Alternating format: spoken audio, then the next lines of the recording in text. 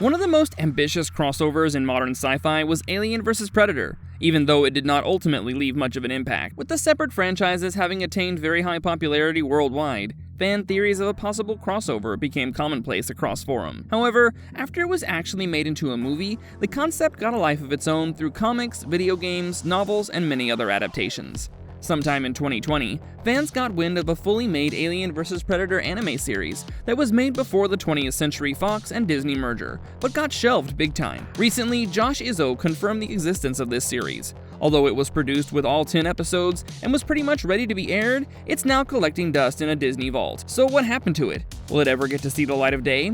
In this video, we'll dive into the details of this cancelled series and try to uncover why it was never aired. Before we go into our explanation, we have a very small request. If you like our content, please support us by subscribing to our channel. This is a small click for you, but for us it means a lot. Thank you. Let's begin. Number 1. The Lost Anime, a hidden chapter in the Predator saga. Alien Day founder Josh Izzo revealed that an Alien vs. Predator anime series with 10 episodes was cancelled by Fox despite being completed. It was intended to be released via Netflix before the acquisition by Disney. Produced by Eric Calderon and Dave Baker, with Shinji Aramaki at the director's helm, it was titled Alien vs. Predator Annihilation. It was an adaptation of the Michiko Noguchi saga from the Dark Horse comics, and Aramaki redeveloped it as a deep future story set many years after the events of Alien Resurrection. The plot was from the perspective of the Yautja clan as they hunted down xenomorphs. Number 2. Origins and early development, from comics to animation. What is known about the early drafts is that they were based on the original comic book series and its sequel, following Machiko's character. The director has mentioned that the events took place on a massive immigration ship. One of the predators was a cyborg, with a fully cybernetic arm and mandible. Another predator was named Bone, as all of his weapons were fashioned out of giant tusks. The series broadly featured 2 arcs. A teenage engineer played the mother figure of an autistic younger girl named Lean. This needs further clarification, as she's an alien-human hybrid who has the ability to control aliens using pheromone. An economist named Fairbanks was the main antagonist of the story. The side story featured a character named Hank, who suffered from severe PTSD, with a predator in pursuit of him for revenge. Izzo was on good terms with Sam Register, head of Warner Bros. Animation, who produced many of the direct-to-DVD adaptations of DC Comics. Izzo was inspired by this and wanted to create either an Alien, a Predator, or an Alien vs. Predator anime. He pitched this idea to Jeffrey Godsick, president of Fox Consumer Products. Alien Covenant was still in the early stages of development, and the Predator had not happened yet, so there was very little merchandise being produced at that moment. While pitching his vision to other executives at the studio, Izzo emphasized how there existed 30 years of comic book content in the Alien and Predator universe, so there would be no issue with material for the show. They could also launch consumer products using that as a springboard. Initially, everyone was quite supportive, and there was no dearth of funds for the series. Eric Calderon, who had previously produced Afro Samurai, was then called in to be the producer, creative director, and writer. He brought his friend Dave Baker, and they tried to base the series on the early Dark Horse comic books. There are 2 more options ahead of them. They could set the series in the main continuity and have it tie up with the novels and comics. The other choice was to set it far into the future, which eventually became the case. The first 3 episodes of the draft were based on Chris Warner and Randy Stradley's first AVP comic, set on a farm. There was an alien infestation and a predator's entry, with Machiko becoming good friends with him. They had to team up to battle the aliens. The only change was that the farming world was replaced by an oil colony. The next 3 to 4 episodes were based on Aliens vs. Predator War, with Machiko living with the predators. They tried to capture a queen, and after becoming successful, started hunting on the planet Bunda. However, since they started hunting human survivors, Machiko betrayed them, freed the queen, and flew the ship down to the planet, fighting predators and rescuing the survivors. The final 3 episodes featured Machiko's journey to become a general. Calderon and Baker had written about 5 or 6 scripts by that time and had outlines for all episodes, knowing clearly how they would end. Number 3. Creative direction, the shift to a futuristic setting. Fox brought in a Japanese animation team for the project, along with Shinji Aramaki. He had previously directed Halo Legends, The Package, Harlock, Space Pirate, Blade Runner, Black Lotus, and both Starship Troopers animated movies.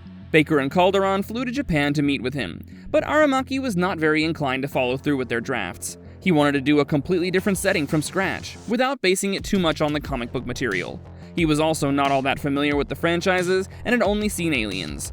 Since his vision was set so far into the future, it would have technically allowed future franchise installments to consider the anime events canon, without actually messing with the canon of any other productions.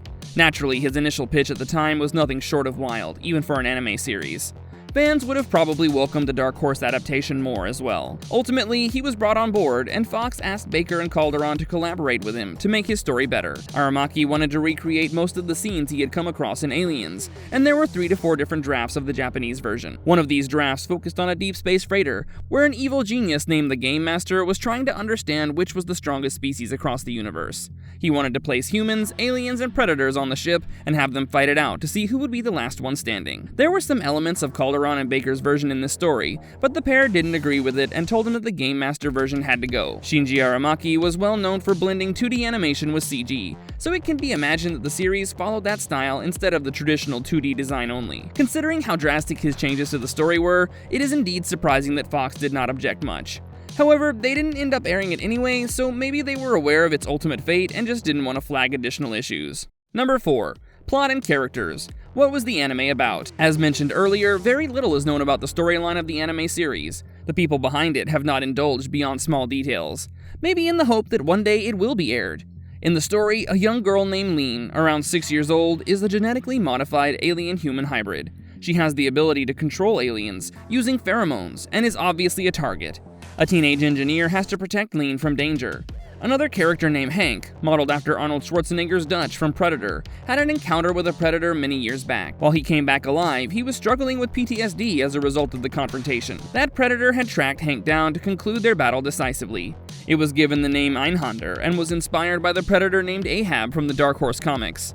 Aramaki was heavily influenced by aliens, so he wanted the villain to be a human who betrays the main characters at some point. He wanted this character to be named Douglas Fairbanks, but it was later shortened to only Fairbanks, as a famous actor existed with the same name. The Japanese team initially had an issue with the teenage character and wanted her to be a 14-year-old, since audiences in Japan did not relate very well to older protagonists. However, Calderon and Baker insisted that the character be at least 18 to be more in tune with global audiences. The first episode was similar in many aspects to the original script of Baker and Calderon, but by the time the 4th episode was done, the story had changed completely. Number 5. Production and completion. The anime that was ready to air. When production started with a new story and new characters, nobody had any idea what the future would hold. Annihilation would have easily been a flagship release, connecting the franchises in a proper manner. Fans have for years struggled with connecting the timelines of all 3 series, so Aliens vs. Predator Annihilation could have helped bridge the gaps. All 10 episodes were to be televised in Japan, while in the West they would release 3 direct-to-DVD streaming movies. Fox Home Video Japan was the distributor originally, but the Japanese production team was confident in the global success of the anime and wanted to share in the profits. They therefore requested to finance it entirely by themselves. Calderon and Baker, in the meantime, started adapting the series into English and writing the dialogue. They didn't alter much except translate it from Japanese so that the language flow would be better. The Japanese production studio had asked Calderon if he was interested in directing the English cast, but since it was not his story anymore, he passed on the opportunity. Finally, they even asked Calderon and Baker if their names could be removed from the credits, since they wanted the work to be credited solely to Shinji Aramaki. Calderon got his lawyer involved, who said that this was a possible breach of contract, but since this was between Fox USA and Fox Japan, he could either let it go or sue Fox. Ultimately, the duo decided to let go of the project since it had strayed considerably from what they had imagined it to be. Annihilation was ready to be released on Alien Day 2016. Netflix and Hulu were interested in streaming the series. Izzo had signed deals with NECA to produce figures. Titan was working to make an art book and a novel, while Dark Horse was also working on a comic book. Number 6. Why was it cancelled? Studio politics and the Disney merger. The project was shut down abruptly, and while there's no official explanation, fans have unearthed 2 possible reasons why Fox canceled it. According to Izzo, Shane Black's The Predator and Ridley Scott's Alien Covenant were mainly the reasons why the anime series was locked away. Since the studio had 2 feature films using the macro-alien and Predator intellectual properties, the animation had to take a permanent backseat. However, this explanation didn't satisfy fans, since releasing 2 different versions of the same character or intellectual property is not inherently confusing. After all, both Ben Affleck and Robert Pattinson played Batman in consecutive years, and their movies had different context. However, for whatever reason, Fox was not okay with having 2 Alien and Predator-related productions running simultaneously. Another reason given by Calderon unofficially states that the final plotline was really messed up, and didn't feel like a modern version of Alien vs. Predator. It looked like something out of the 90s, and the Japanese studio had mismanaged the IP as well. So when Fox saw the complete series, they called it off. Fox Japan realized that the production was a mistake and it was not going to work well internationally. since many of Calderon and Baker's inputs were not included. It was also not Japanese enough to do well domestically, as it had enough Western influences. Josh Izzo has hinted that maybe if the other two movies were not in the picture at the time, the studio would have still considered releasing the animated series to fill the void with some content, even if they weren't totally satisfied with it. Fans also believe that some level of internal politics at the studio could have led to the decision to shelve Aliens vs. Predator Annihilation. Number 7. The Vault and the Aftermath. Where is the anime now? Director Shinji Aramaki has mentioned that the anime was done long ago, but he was not privy to why it was never aired. That's all we've ever heard from him, and most of the details regarding Annihilation come from Josh Izzo, Eric Calderon, and Dave Baker. As mentioned at the beginning of this video, the series is in a Disney vault somewhere. There have been no mentions of it from the studio, so it can be concluded that this might just be shelved forever.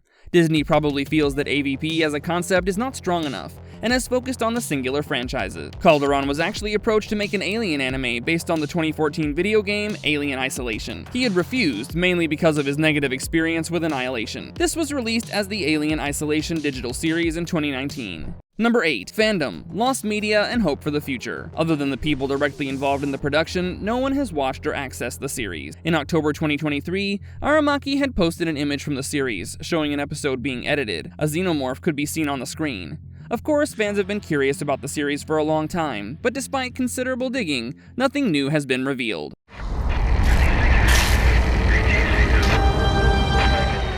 Marvelous verdict.